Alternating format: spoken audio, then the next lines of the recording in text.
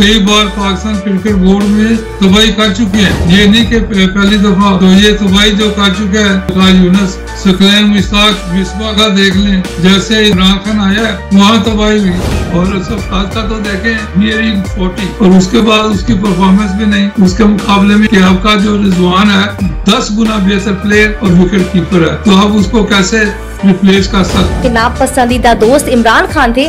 देखिए इमरान खान तो खुद ही जेल में जाना चाहता था, जो पाक फौज ने इसको चांस दिया था, इसको प्राइम मिनिस्टर तक लेके गए, इसको उनसे मिलकर चलना चाहिए था। पाक फौज के खिलाफ इसने पूरी दुनिया में बदनाम करना शुरू कर दिया, तो अब क्या होना था इसके साथ। फिर ये तमाशे कर रहा है, कभी अपने पे गोली चलवा लेता है। उन्होंने इंटेलिजेंस भी मेरे घर के इर्द गिर्द लगाई।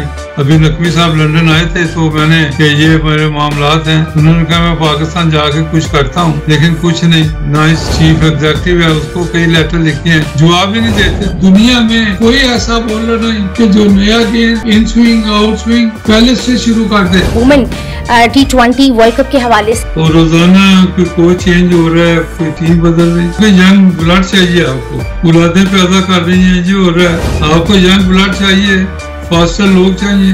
बोर्ड इतना मुर्दार है, मुर्दार का मतलब समझते हैं कि इसमें जान ही नहीं है कि ये प्लेयरों के आगे बोल सके।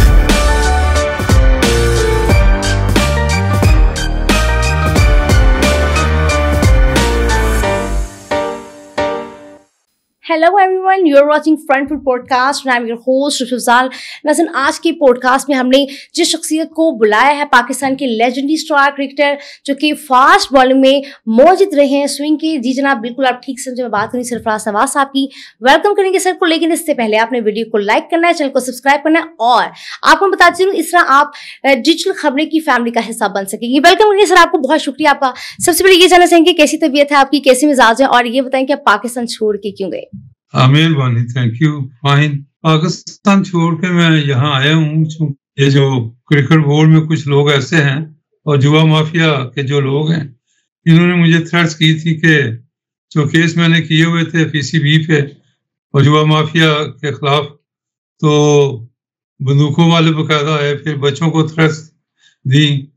तो फिर मैं लंदन में, जहाँ मुझे नेशनल क्राइम एजेंसी से मीटिंग हुई, और उन्होंने मुझे फिर मशवरा दिया कि इधर ही शिफ्ट हो जाए।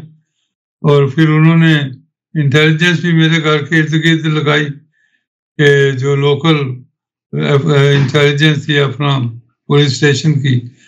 तो ये देखते हुए फिर मैं इधर ही शिफ्ट हो गया हूँ। फिर मैं अब 7वां साल है आई एम इन लंदन। और उसके बाद कुछ मेरे टांगों का मसला हुआ है। क्रिकेट बोर्ड को मैंने कहा था मुझे कोई इसमें मदद करें, क्योंकि मैंने रिटायर्ड लाइफ गुजार रहा हूँ, लेकिन कुछ नहीं किया। और अभी नकवी साहब लंदन आए थे तो मैंने उनको ये याददाश्त की थी कि ये मेरे मामलात हैं।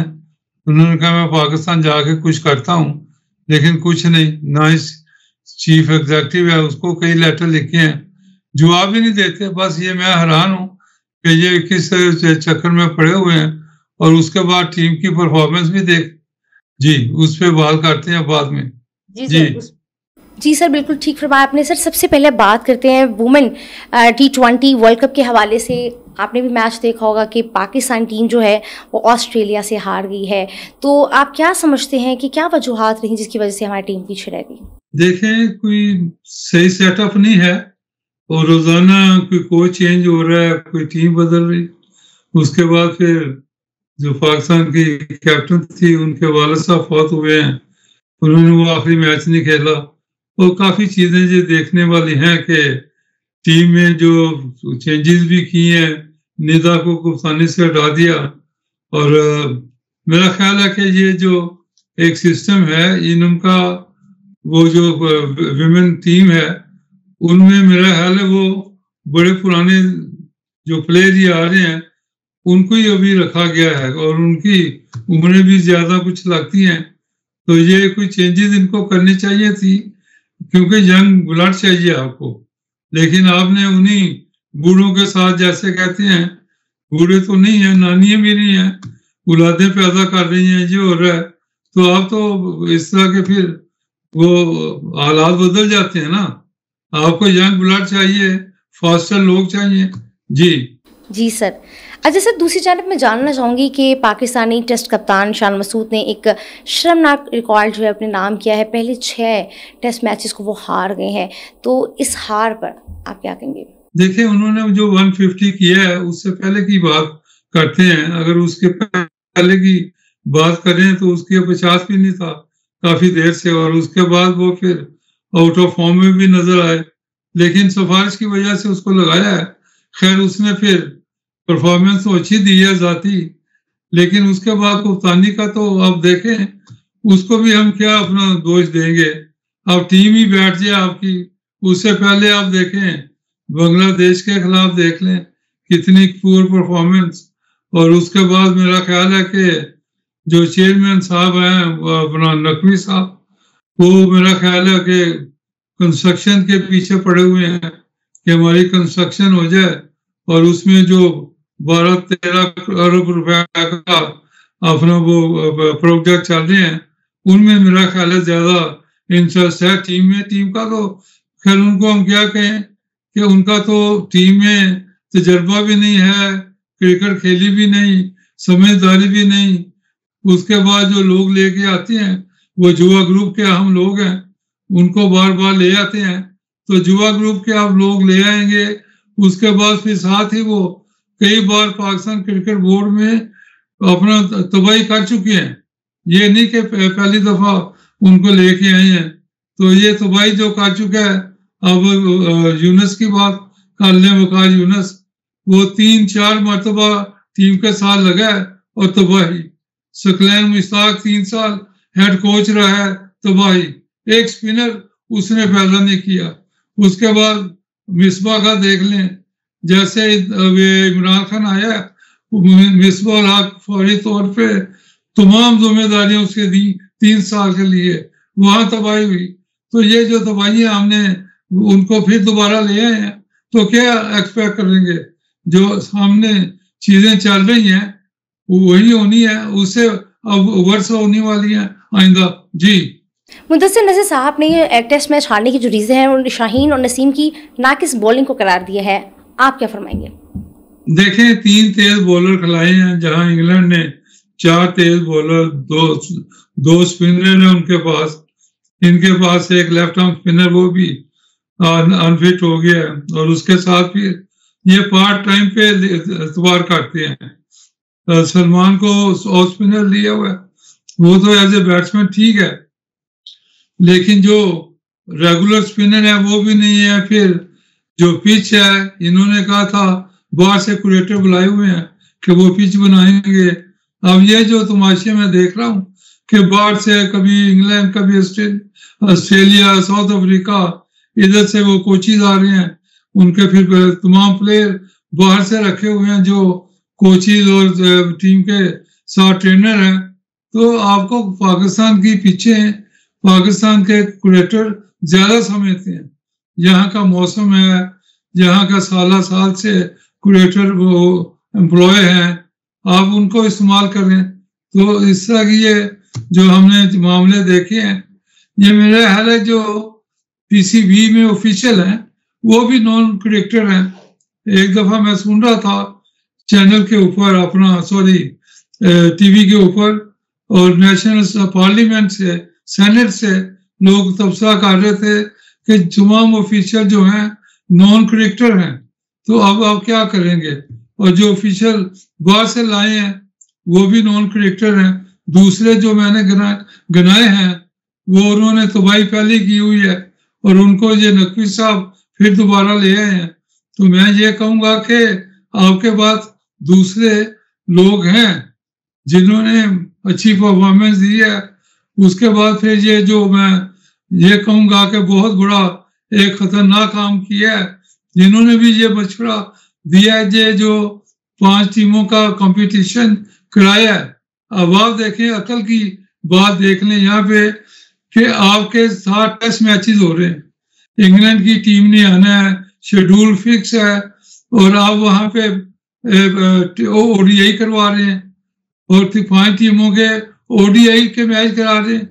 आपको 4 रोजा जो मैचेस कायदे आजम ट्रॉफी थी अभी शुरू होने वाली है, उसको शुरू कराते सितंबर में, ताकि प्लेयर को तजर्बा होता पिच के ऊपर स्टे करने का, पिच के अपना लंबी इनिंग खेलने का, और उनको टेस्ट मैच का अपना तजर्बा होता, और फास्ट बॉलर को तजर्बा होता लंबे स्पेल करने का।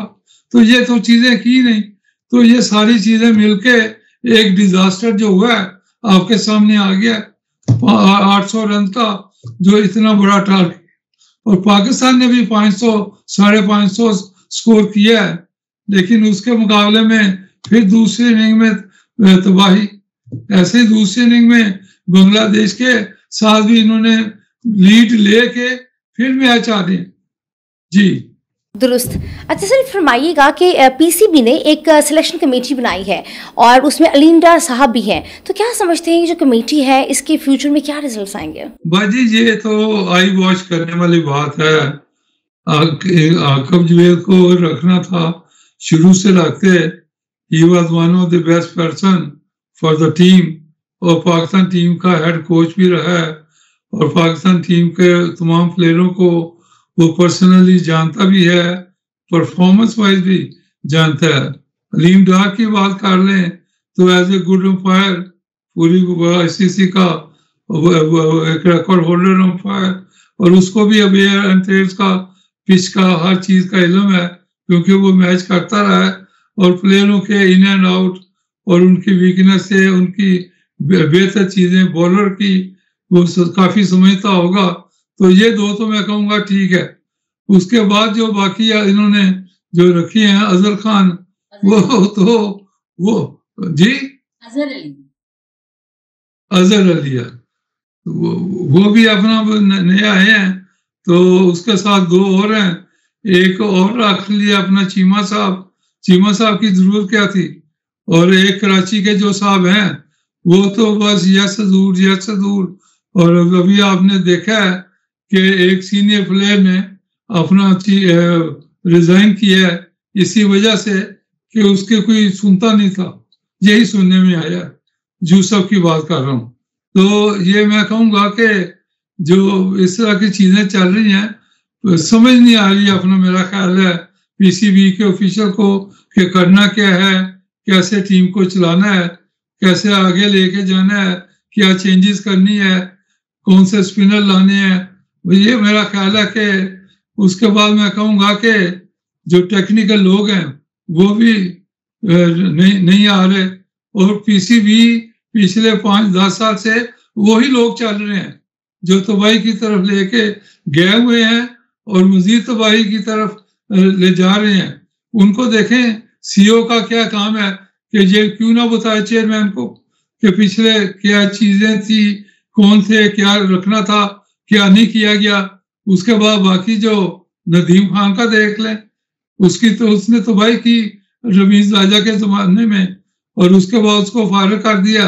उसको बाद फिर लंदन से बुला के फिर लगा ली है, जो तबाही कर चुका है। इस तरह के फिर और लोग भी आप वहीं के वहीं हैं। अब जब 4 रोजा मैचेस होने चाहिए तो आप 1 रोजा करवा देते हैं।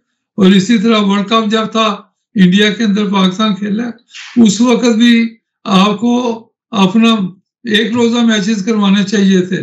ये रिकॉर्ड निकाल के देख ले सब कि उस वक्त भी इन्होंने फिर 4 रोजा ट्रॉफी शुरू कर दी। मैंने उस वक्त फिर अपना ज़कात अशरफ साहब से कहा भी कि ये क्या तमाशा है कि आपका वर्ल्ड कप है 1 रोजा और आप 4 रोजा मैच कर रहे हैं, ये क्या आपका बोर्ड कर रहा है। तो उन्होंने भी इतराफ किया कि अब आज़ाद तो चल चुका है तो हम क्या करें। तो ये तो बोर्ड के हालात हैं, और वो अभी बड़ा जुबान है वहाँ। फौरी तौर पे मेरा ख्याल है बोर्ड में रिवीजन की जरूरत है, और अच्छे लोगों को लेके आए। अच्छे लोगों को ये लेके नहीं आते।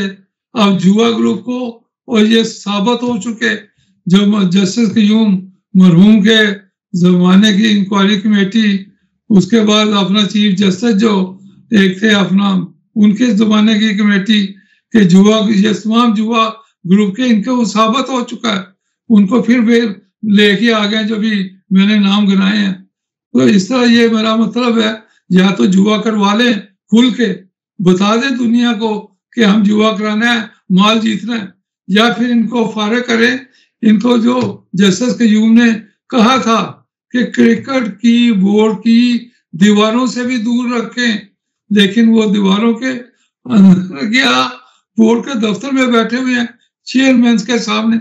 शर्म आनी चाहिए। जी सर, दुरुस्त फरमाया आपने। सर, जानना चाहूंगी कि आईसीसी की जानिब से T20 और वनडे की जो रैंकिंग है वो जारी कर दी गई है, और इसके मुताबिक जो बाबर आजम है उनका राज जो है वो बरकरार है, तो इस पे आप क्या कहेंगे? देखें, सबसे बड़ी बात तो है कि आप ये देखें कि उसका राज हो या ना हो, उसकी रिप्लेसमेंट आपके पास है। अगर रिप्लेसमेंट नहीं है तो फिर मजबूरी है, वो स्कोर करे या ना करे, उसको खिलाना पड़ेगा। या तो फिर उसकी रिप्लेसमेंट, आधी रिप्लेसमेंट भी ले आए, वो भी नहीं आपके पास है।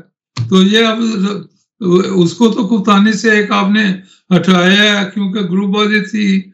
उसके बाद फिर उसने खुद ही कह दिया कि मैंने नहीं कप्तानी करनी।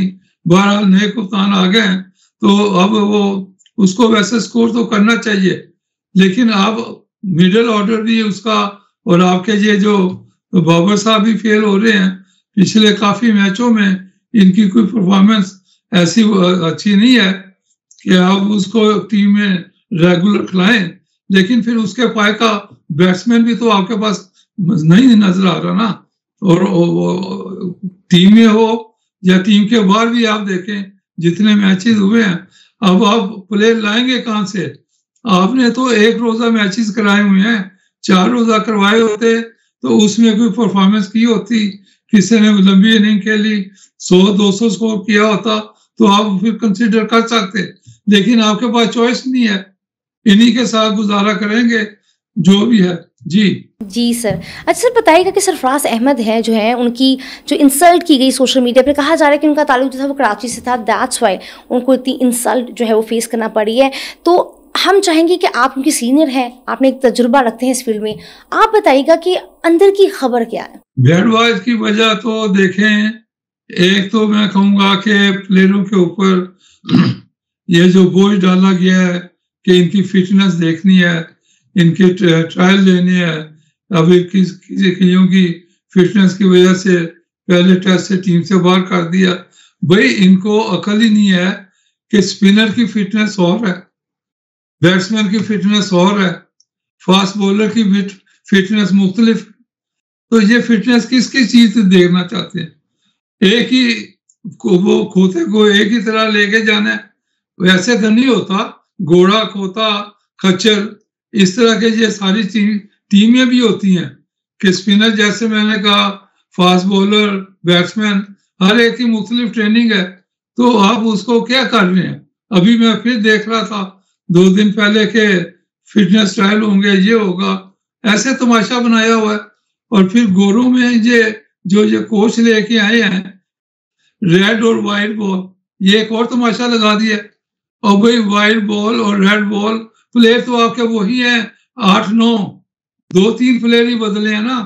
तो फिर प्लेयर अगर 2-3 ही बदलेंगे तो रेड और वाइट के जो सारे आप कोच ही बदल देंगे, तो फिर उसको क्या समझ आएगी कि आपने क्या टीम खिलानी है, इनकी पास परफॉर्मेंस क्या है, टेस्ट में ये क्या खेले हैं, ओडीआई में क्या खेले हैं, फिर T20 है उसमें कौन सा खेलना है।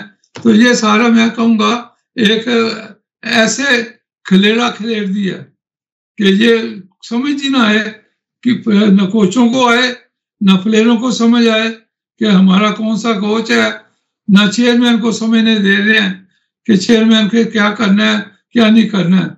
ये सारे बूढ़े तोते जो आप दोबारा आ गए हैं, और युवा ग्रुप के जो सजा याफ्ता हैं उनको रखने की क्या जरूरत है? मुझे ये समझ नहीं आती। सजा याफ्ता और जिन्होंने तबाही की हुई है, बोर्ड के साथ 6-8 साल से कोचिंग कर रहे हैं, तबाही के अलावा उन्होंने कुछ नहीं किया, उनको आप फिर ले आए हैं जुआरियों को। तो मुझे ये समझ नहीं आती कि चेयरमैन साहब को ये मशवरे कौन देता है कि ऐसे लोगों को क्यों लाना है। जी सर, क्रिकेट के हवाले से मोहसिन नकवी साहब को बड़ी जिम्मेदारियां दी गई हैं, तो आप क्या समझते हैं कि उनका क्या एक्सपीरियंस है, क्या क्वालिफिकेशन है जो उनको ये मनसब दे दिया गया?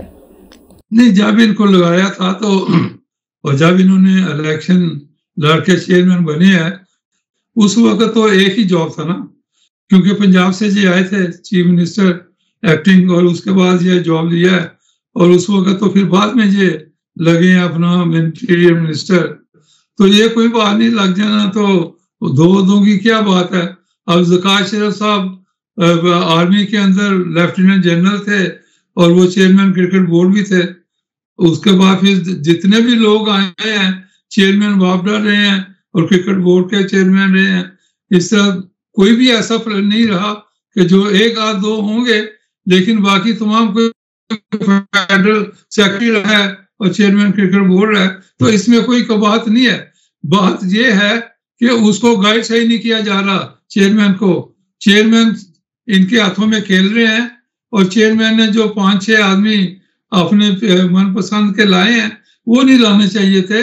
वो क्रिकेटर को लेके आते और इंटरनेशनल जो इस तरह के आजमाए हुए हैं इनको दूर रखते, और वो अपने 1-2-3 अपने एडवाइजर में उनको लिख के भेजता रहा हूँ कि ये 2-3 अपने जाती एडवाइजर रख लें, और सिलेक्शन कमेटी जो होती है वो अगर सिलेक्ट करें तो ये आपको मशवरा दे सके और आपके सामने उनकी परफॉर्मेंस रख सके, ताकि इसमें ऑनेस्टली और सिंसियरली वो सिलेक्ट करें। अब जो लड़ाइयाँ इनमें चली हुई हैं कि मेरा आदमी सिलेक्ट ही नहीं हुआ, यूसुफ ने इस्तीफा दे दिया, कोई आदमी खामोशी से बैठे हुए हैं, और 7 आदमियों की सिलेक्शन कमेटी का क्या मेरा सवाल है। ये भी जिसने मशवरा दिया है वो भी गलत दिया है।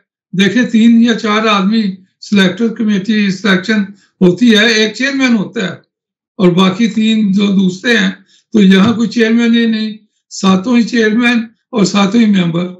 तो ये तो मेरा ख्याल है कि कोई सिस्टम सही देखने में नहीं आ रहा।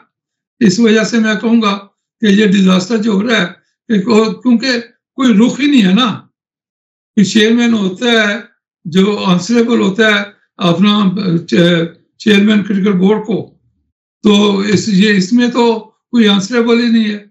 वो कहेगा वो हेड है, वो हेड है, 7 के 7 हेड है। तो ये अब हम क्या करें, किसको ब्लेम दें, किसको क्या करें? जी सर। अच्छा सर, बताइएगा कि सरफराज अहमद है जो है, उनकी जो इंसल्ट की गई सोशल मीडिया पर, कहा जा रहा है कि उनका ताल्लुक जो था वो कराची से था, दैट्स वाई उनको इतनी इंसल्ट जो है वो फेस करना पड़ी है।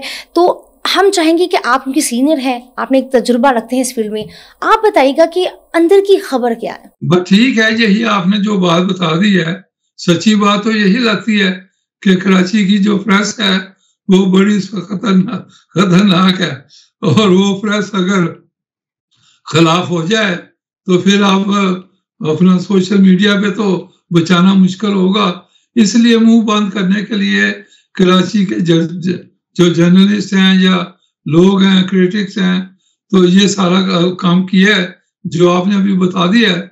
और सरफराज का तो देखें 40 और उसके बाद उसकी परफॉर्मेंस भी नहीं। उसके मुकाबले में आप देख लें कि आपका जो रिजवान है 10 गुना बेहतर प्लेयर और विकेट कीपर है, तो आप उसको कैसे रिप्लेस कर सकते हैं? लेकिन मुंह बंद करने के लिए उसको मेंटोर बना दिया है, 50 लाख रुपया महीना तनख्वाह लगा दी है, तो बस ठीक है, वो भी खुश है, कराची वाले भी खुश हैं और टीम भी अपना एक मेंटोर बना हुआ है। बस वो मामला चलाना था, चला दिया।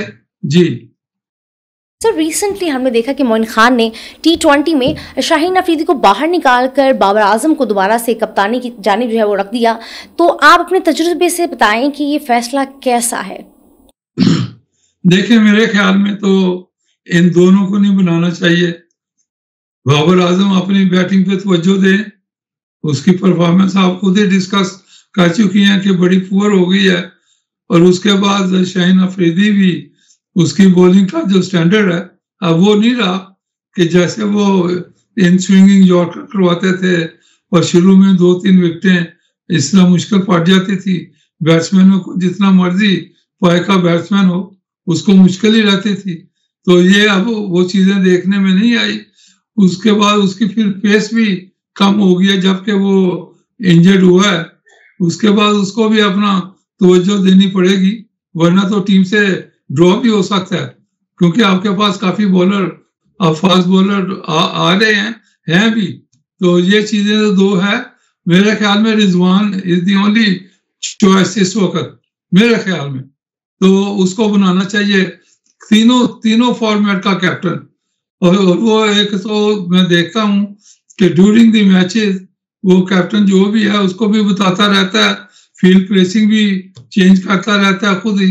तो मेरा ख्याल है कि उसकी समझ बूझ बाकियों से भी, इसलिए भी मैं कहूँगा कि उसकी अपनी परफॉर्मेंस बड़ी अच्छी है, और वो बड़ी अच्छी परफॉर्मेंस हो वही कैप्टन डिजर्व करता है, क्योंकि कोई फिर प्लेयर उंगली नहीं उठा सकता कि आपकी क्या परफॉर्मेंस है, आप मुझे क्या कह रहे हैं। तो ये चीजें भी देखने वाली जरूरी होती हैं। और एक वो मंजा हुआ भी है, और उसके बाद मैं कहूँगा कि कॉन्फिडेंस उसका जो ग्राउंड के अंदर देखते हैं वो भी अच्छा है। तो मैं ये कहूँगा कि रिजवान को अगर ट्राई कर लिया जाए, ताकि एक तो लड़ाइयाँ खत्म हो जाए, एक इख्तलाफात खत्म हो जाए, एक नया आदमी आपका आ जाए।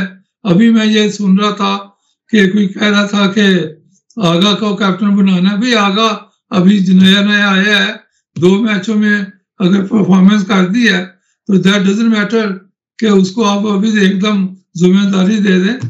अभी मंजे हुए आदमी को, जवान को जिम्मेदारी दे दें, उसके बाद फिर देखें क्या होता है।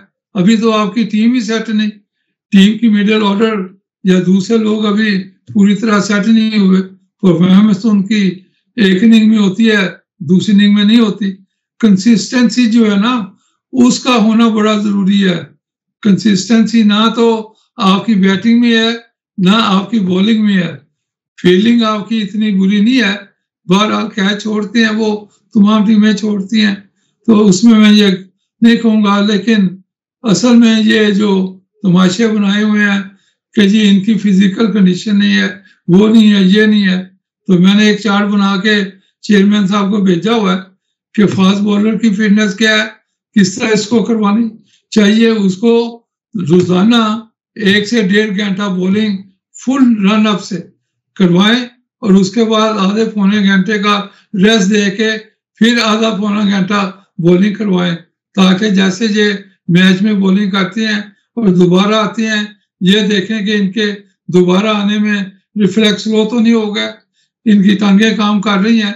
इस तरह करना चाहिए। स्पिनर का तो काम और है, बैट्समैन के लिए स्प्रिंटें, लॉन्ग रनिंग, उनको भी ये चाहिए। तो ये मेरा मतलब है कि हर चीज का मुख्तलिफ अपना सिस्टम बना हुआ है, और ये खुद प्लेयरों को चाहिए कि इनकी अपनी फिटनेस ये खुद करे। अब हमारे जमाने में मैं ये नहीं वडियाई नहीं मारता, कौन से कोच होते थे। हम देखें क्लब क्रिकेट भी खेलते थे, हम अपना फर्स्ट क्लास क्रिकेट खेलते थे, एक रोजा क्रिकेट भी खेलते थे, टेस्ट मैच भी खेलते थे, और 10-10, 15-15 साल वही प्लेयर टीम में रहते थे जो एक दफा आ गया। अब तो आप देखें, मुझे तो नाम ही भूल जाते हैं कि तीसरे दिन नया प्लेयर, चौथे दिन और नया प्लेयर, 5वें दिन दोनों। तो ये क्या हो रहा है? कोई कंसिस्टेंसी नहीं है टीम के अंदर कि एक आदमी आ जाए तो आपको उसको पक्का करना चाहिए। ये प्लेयरों को खुद जिम्मेदारी चाहिए कि फिटनेस खुद करके आए और खुद अपना रनिंग करें, खुद ट्रेनिंग करें। और एक मैं ये जाते जाते ये भी बताना चाहता हूँ कि जो क्रिकेट बोर्ड के अंदर अकेडमी है, academy is destroying the players. वहां जो जाते हैं, एक जिम बनाया हुआ है, 2 घंटे 2.5 घंटे जिम के अंदर चले जाते हैं। और भाई आपका काम रनिंग का है, आपका काम स्प्रिंटों का है। You are not a weight lifter. आप वेट लिफ्टिंग क्यों करते हैं? आप जब जिम्नेजियम के अंदर तो वो जाए जो कि अनफिट हो गया है और उसने मसल डेवलप करने हैं, और कोच लेके उसको जाए फिजियो, और फिजियो कहे कि आप ये एक्सरसाइज करें। उसके अलावा आपकी जरूरत नहीं है। आपकी जरूरत ग्राउंड के रनिंग, स्प्रिंट्स, उसके बाद आप जितनी ज्यादा रनिंग कर लें, टांगे मजबूत करें, सीढ़ियाँ चढ़ें, आपके वो टांगे इतनी मजबूत हों कि आप 20 ओवर भी किए हों फास्ट बॉलर को, तो वो कहे मैं और 20 करवाऊंगा, वो होता है फास्ट बॉलर।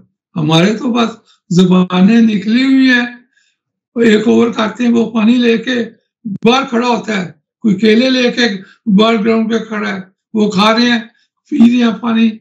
हम तो देखे पानी भी पीते थे, 1 घंटे के बाद वाटर टाइम होता था, और काउंटी में 2 घंटे के बाद आप पानी पुनी कुछ, ये इनके लिए तो आप इतनी इनको मौजे कर दिए, एहसान कर दिया, उसके बावजूद ये 3 ओवर 2 ओवर जुबान बाहर है, ऐसे हल्के हुए हैं। तो ये सारी चीजें प्लेयर को खुद कहें, 60 लाख 50 लाख 40 लाख रुपया किस चीज का आप दे रहे हैं इनको कहें कि फिट होके आए, जो नहीं फिट होके आता उसकी उस महीने की तनख्वाह काटें, जब ये इंसान बनेंगे। जी, क्रिकेट में कुछ लॉबीज बनी हैं और कहा जाता है कि कुछ ग्रो हैं वो आगे न्यू क्रिकेटर्स को नहीं आने देते, जो ये लॉबी सिस्टम है इस पर आप क्या कहेंगे?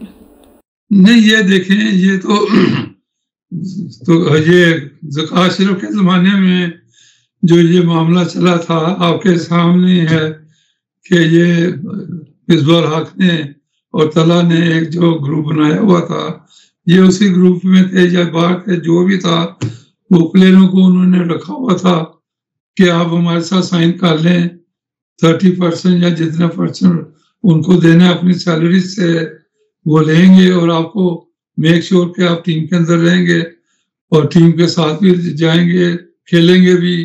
तो ये एक ग्रुप उस वक्त बना था, लेकिन ज़का अशरफ साहब ने जो इंक्वायरी शुरू की थी, कर्नल साहब ने टेकअप किया था मामला, जो इंटेलिजेंस के थे, वो भी मामला दबा हुआ है, कहीं कुछ बाहर नहीं आया। कम अज कम इनके ऊपर जो भी सजाएं थी या बैन था, फाइन था, कुछ तो हो, लेकिन ये all gone under the carpet. तो ये इसमें आप क्या कहेंगे? प्लेयरों को भी पता है, अब इंतजाम का लग रहा था वो दोबारा आ जाएगा किसी डिपार्टमेंट में, किसी जगह पे। तो ये मेरा ख्याल है कि बोर्ड इतना मुर्दार है, मुर्दार का मतलब समझते हैं कि इसमें जान ही नहीं है कि ये प्लेयरों के आगे बोल सकें। अब आपको मैं बताऊं, ऐसे जो प्लेयर थे, ज़ियाउल हक साहब ने एक ऐसा मर्दाना काम किया था, जब ये लोग कैरी पैकर में गए थे ना, उसमें इमरान खान, आसिफ इकबाल, मुश्ताक, उसके माजिद खान, ज़हीर अब्बास और एक दो और प्लेयर थे, ये चले गए थे अपना कैरी पैकर में टीम को छोड़कर, और उसके बाद इंग्लैंड की टीम पाकिस्तान आई, तो यहाँ पे फिर ये मसला पड़ गया कि टीम तो बड़ी कमजोर है, नए प्लेयर कहाँ से आएंगे। तो ज़ियाउल हक ने कहा कि नए प्लेयर खिला लें और इनको लाना डालें, इनको फौरी तौर पे बगाई मुल्क से इनके पासपोर्ट कैंसिल करें। तो उनको टीम से निकाल दिया, वो फिर 1-2 साल के बाद मिन्नतें करके टीम के अंदर आए। तो ये अपना अगर किरदार आप इस तरह का कोई कर दे, तो मेरा ख्याल है प्लेयरों को होश आएगी, इनके दिमाग इंसान बनेंगे, इनकी आंखें खुलेंगी, ये अब सोचेंगे कि क्या करें। ये काम करना चाहिए, और इस काम करने के लिए हमारे पास प्लेयर मौजूद हैं, काफी प्लेयर मौजूद हैं। अब आप देखें, ये जो 10, 20, 30 रन आपका जो बाबर आजम कर रहा है, या दूसरे, या ये शाहीन अफरीदी विकेट नहीं ले रहा, इतने परफॉर्मेंस तो किसी को भी आप डाल लें वो कर लेगा। तो इनको होश दिलाने वाली बात है, बाहर निकालें, इनकी सैलरीज कैंसिल करें, जितनी देर तक ये इंसान नहीं बनते, जब जाके ये मामले ठीक होंगे। अब मुर्दार बोर्ड जो है वो घबराता है कि अगर टीम हार गई तो हमें निकाल देंगे। अब ये चीजें एक अलग आती हैं, भाई हार जाए जो मर्जी हो, कौम को बताना चाहिए कि ये जो ग्रुप बने हुए हैं, इससे पाकिस्तान टीम को नुकसान पहुंचाया है, और हो भी रहा, और ग्रुप जो क्या चाहता है वो ही होता है। अब आप देखें जब ODI वर्ल्ड कप था, वहां रमीज राजा, वसीम अकरम एक ग्रुप बना के बाबर आजम के साथ परफॉर्मेंस के ऊपर वाजिया ये बातें आई हैं, सबने देखा है टीवी के ऊपर भी कि ये एडवाइस दे रहा है बाबर आजम को। तो ये सारी चीजें अब उनको फिर आप करीब ला रहे हैं। तो मेरा मतलब कहने है क्या कि एक मुर्दारी छोड़ के दलेरी पकड़े, जैसे जियाउल हक मरहूम ने दलेरी पकड़े थी। उसके बाद मोहसिन खान निकला, उसके बाद आपका शुएब मोहम्मद आया, उसके बाद आपका मुदस्सिर नजर आया। इस तरह और प्लेयर आए। क्या ये प्लेयर उस लेवल के नहीं है जिनको निकाला गया? यही प्लेयर कई साल टीम के साथ रहे हैं। 200 रन अपना मोहसिन खान का लॉर्ड्स के ऊपर पाकिस्तान का टेस्ट जीतना, ये भी देखें एक कितनी जबरदस्त बात थी इंग्लैंड के अंदर।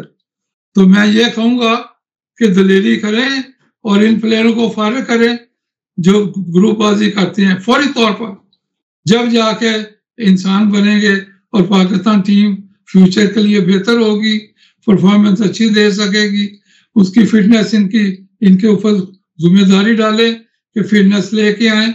और हर बॉलर अगर 20 ओवर एक दिन में फास्ट बॉलर नहीं कर सकता, उसकी छुट्टी करें। 2 ओवर करते हैं, 4 ओवर करते हैं। मोहम्मद अली को देख लें, पिछले टेस्ट मैच में बांग्लादेश के खिलाफ 4 ओवर नहीं किए, अनफिट। ये भी नहीं पता होता कि ये निगल लेके आती हैं, थोड़ी सी अनफिट होके आती हैं खेलने कि मैं गुजारा कर लूंगा। ये भी तो चीजें देखनी है।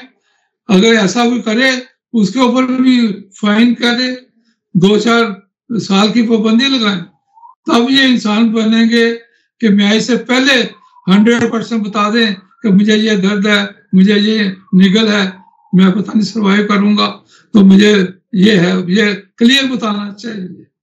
तो ये मैं कहूंगा ऐसे बोर्ड को चलाएं तो बोर्ड चलेगा, वरना तो ये तमाशा बना हुआ है, मोहब्बत प्यार ये ऐसे नहीं चलेगा का। जी अच्छा सर, बताइएगा कि वनडे और T20 की जो टीम्स हैं इनको जब सेपरेट कर देते हैं तो क्या इनकी परफॉर्मेंस पे फर्क पड़ेगा, और अगर पड़ेगा तो कितना? देखें, वनडे जो क्रिकेट है ऑलमोस्ट आप देखें टेस्ट मैच से मिलती जुलती है ODI, क्योंकि हमने देखा है टेस्ट मैच में 35, 40, 50 ओवर से पहले टीमें आउट होती हैं। तो ODI में भी यही मामला, 50 ओवर खेलने हैं तो 50 ओवर पाकिस्तान टीम ने काफी दफा सरवाइव ही नहीं किया। तो इसलिए T20 को तो अलहदा कर दे बिल्कुल। ये ODI 50 ओवर और टेस्ट मैच को करीब करीब ले जाए। तो उसमें आप उसके बाद फिर देखें कि क्या, क्योंकि 12 ओवर 10 ओवर फास्ट बॉलर ने करने हैं, किसी बॉलर ने भी 10 ओवर करने हैं और बैट्समैन ने 50 ओवर तक खेलने। तो ये मैं कहूँगा एक अलहदा फॉर्मेट ठीक है। टेस्ट मैचेस और ODI ये एक अलहदा फॉर्मेट, इसके ऊपर कंसंट्रेट करें। इसमें ज्यादा चेंजेस आपको जरूरत नहीं है, इसमें 2 या 3 चेंजेस भी ज्यादा होती हैं। तो मैं उसके बाद फिर T20 है, उसमें वेरी फास्ट क्रिकेट, उसमें आपको चेंजेस की जरूरत है।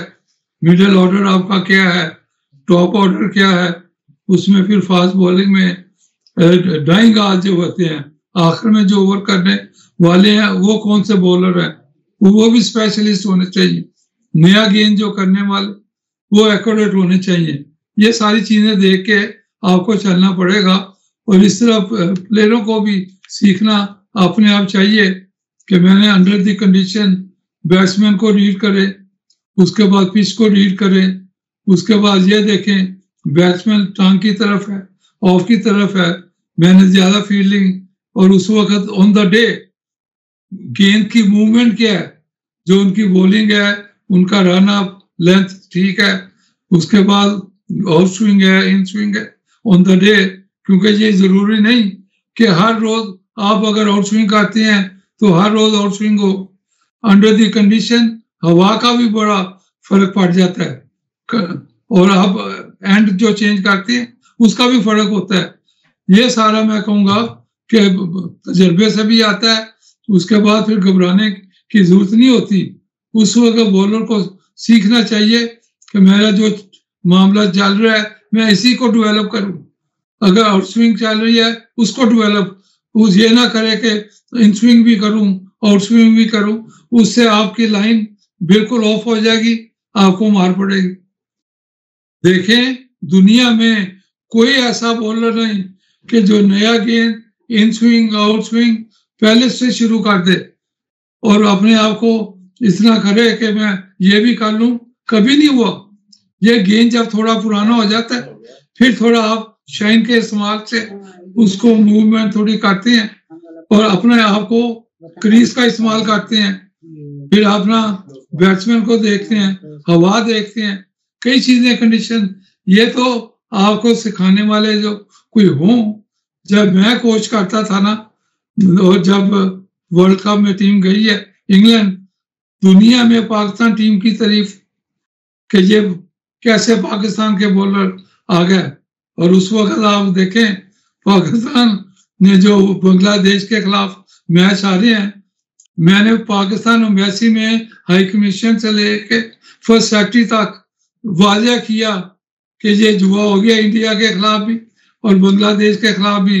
एम्बेसडर साहब मौजूद थे ग्राउंड पे, उनको लेके मैनेजर के पास गया कि मैनेजर को कहे वसीम अकरम को सुबह मैंने कहा कि ये खबरें आ गई हैं कि आज पाकिस्तान मैच हार रहा है लेकिन जीतना है। उसको शुएब अख्तर को कहा कि 6 विकेटें लेनी है बंगालियों की और ये मैच जिताना है। तो ये सारी चीजें तो मशहूर थी। उसके बाद अब जैसे कि को जब इंक्वायरी उसने एक की है, दूसरी इंक्वायरी बांग्लादेश की करनी थी, तो उसके बाद क्या हुआ, उसको उस इंक्वायरी से हटा दिया कि ये अपना जुआ सामने आ जाएगा और उसमें जो बड़े मुअज़्ज़ज़ आदमी मौजूद थे उनके नाम आने थे कि किस किस ने जुआ किया। मियां नवाशी साहब को जो क्लिंटन से मिलकर लंदन आए थे, मेरी मीटिंग हुई और जब वो पाकिस्तान जाने वाले, मैंने उनको वादा किया 15 मिनट डिस्कस होता रहा। मैंने उनको बताया कि ये जुआ बांग्लादेश और इंडिया के खिलाफ पाकिस्तान मैच आ रहा है। उन्होंने जाते बोर्ड को खत्म कर दिया, इंक्वायरियां शुरू हो गई और इंक्वायरियों में भी क्या हुआ, मालूम लेके और वो लोग आ गए। उन्होंने फिर जुआरियों ने कहा जी आप हमारे से मिल जाए और ये चलता रहा ना। ये नहीं चलना चाहिए पाकिस्तान में। मुझे 6 साल मेरी पेंशन क्यों बंद रही, इस वजह से कि मैं ये बातें करता रहा हूँ। 6 साल मैं पेंशन के बगैर रहा हूँ और मुझे बंदूकों वाले आए मारने के, बेगों को धमकियां दी, बच्चों को कहा स्कूल से उठा लेंगे, अगवा कर लेंगे। मैं लंदन शिफ्ट हो गया, अपना कंस्ट्रक्शन का कारोबार छोड़ के, करोड़ों रुपए का मेरा कंस्ट्रक्शन का कारोबार। मिनिस्टर एनक्लेव के अंदर 6 मिनिस्टर एनक्लेव के अंदर जो 12 बनाए हैं अपार्टमेंट्स, वो भी मेरा जो ज्वाइंट ठेका था। तो ये सारे काम मैं कर रहा था छोड़ के। अभी भी देख करोड़ रुपया मेरा सिक्योरिटी में पड़ा हुआ है पाकिस्तान में, वो भी मैं इधर बैठा हूँ। तो ये मैं बताऊं कि जुआ ग्रुप के इस तरह खतरनाक है। तो मैंने फिर FIR लिखवाई है इस्लामाबाद। उसके बाद मैंने फिर ये अपना IG साहब इस्लामाबाद, उनको नाम लिख के दिया FIR दरखास्त में कि ये मेरे अपना मुजरिम है, कुछ नहीं। प्राइम मिनिस्टर को लिख के भेजा है, चीफ जस्टिस को लिख के भेजा, आज तक कुछ नहीं हुआ। इनके बड़े बड़े लंबे हाथ हैं।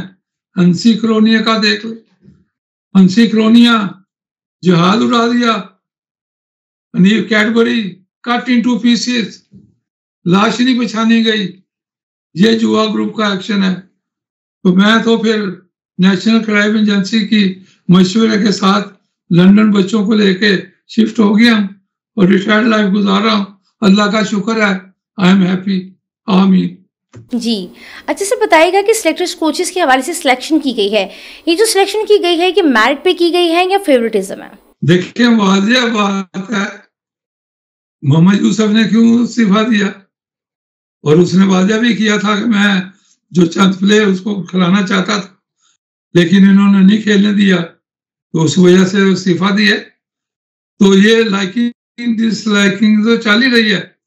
वहाब रियाज था, उस वक्त उसकी लाइकिंग के सारे प्लेयर आ रहे थे, और वो भी जुआ ग्रुप का आदमी है। उस वक्त भी मैंने ज़कात अशरफ को भी लिख के भेजा था और सारे वाजिया चीजें की थी, असलियत भी बताई थी कि ये जुआ था, ये जुआ था। इसमें इसके कोर्ट में 10,000 पाउंड भी निकले थे, लंदन के अंदर भी गए थे। तो उसके बाद फिर ये भी मशहूर था कि इसके वालिद मरहूम भी जो चीज मशहूर थी कि वो भी अपना बुक मेकर थी। इस तरह की बातें निकली हुई हैं, और ये मैंने ज़कात अशरफ और फिर मौजूदा जो चेयरमैन है इनको लिख के भेजी हुई है कि ये आप ये चीजें गौर कर लें। तो लेकिन मर्जी उनकी, बादशाह आलम है, जो मर्जी करे।